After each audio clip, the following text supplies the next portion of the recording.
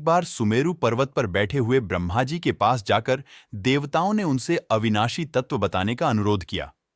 शिव जी की माया से मोहित ब्रह्मा जी उस तत्व को न जानते हुए भी इस प्रकार कहने लगे, मैं ही इस संसार को उत्पन्न करने वाला स्वयंभू, अजन्मा, एकमात्र ईश्वर, अनादि भक्ति, ब्रह्म घोर निरंजन आत्मा हूं। मैं ही प्रवृत्ति और निवृत्ति का मूलाधार, सर्वलीन पूर्ण ब्रह्म हूं।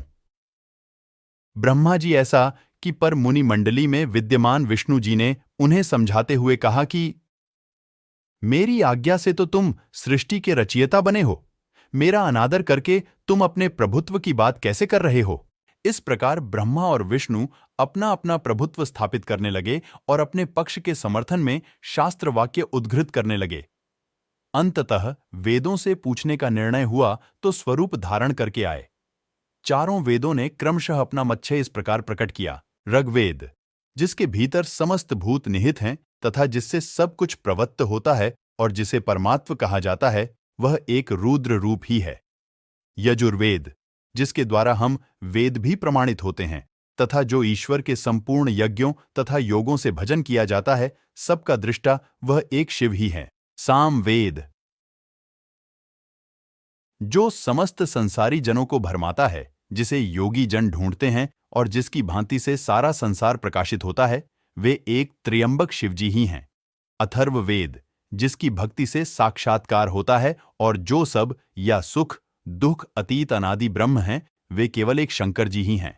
विष्णु ने वेदों के इस कथन को प्रताप बताते हुए नित्य शिवा से रमण करने वाले दिगंबर पीतवर्ण धूली धूसरित प्रेमनाथ कुवेटाधारी सर्वावेष्टित वृपणवाही निःसंग शिवजी को पर ब्रह्म मानने से इनकार कर दिया।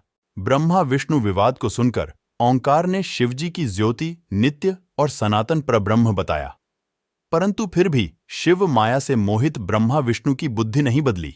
उस समय उन दोनों के मध्य आदि अंत रहित एक ऐसी विशाल ज्योति प्रकट हुई कि उससे ब्रह्मा का पंचम सिर जलने लगा। इतने में त्रिशूलधारी नील लोहित शिव वहां प्रकट हुए तो अज्ञानतावश ब्रह्मा उन्हें अपना पुत्र समझकर अपनी शरण में आने को कहने लगे। ब्रह्मा की संपूर्ण बातें सुनकर शिवजी अत्यंत क्रुद्ध हुए और उन्होंने तत्काल भैरव को प्रकट कर उससे ब्रह्मा पर शासन करने का आदेश दिया। आज्ञा का पालन करते हुए भैरव ने अपनी बाईं ऊंगली के नखाग्र से ब्रह्मा जी का पंचम सिर काट डाला।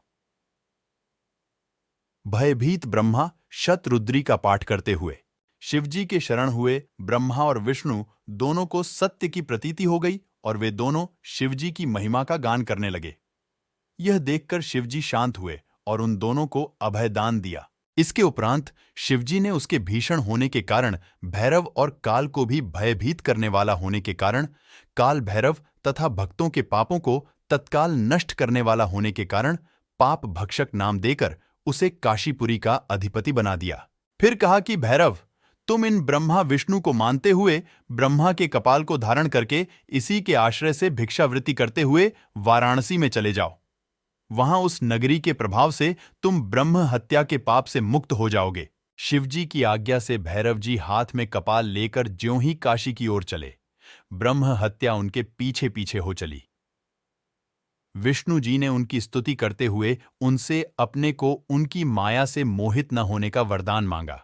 विष्णु जी ने ब्रह्म हत्या के भैरव जी के पीछा करने की माया पूछना चाहिए तो ब्रह्म हत्या ने बताया कि वह तो अपने आप को पवित्र और मुक्त होने के लिए भैरव का अनुसरण कर रही है। भैरव जी ज्यों ही काशी पहुंचे त्यों ही उनके हाथ से चिमटा और कपाल छूटकर पृथ्वी पर गिर गया और तब से उस स्थान का नाम कपाल मोचन तीर्थ पड़ गया।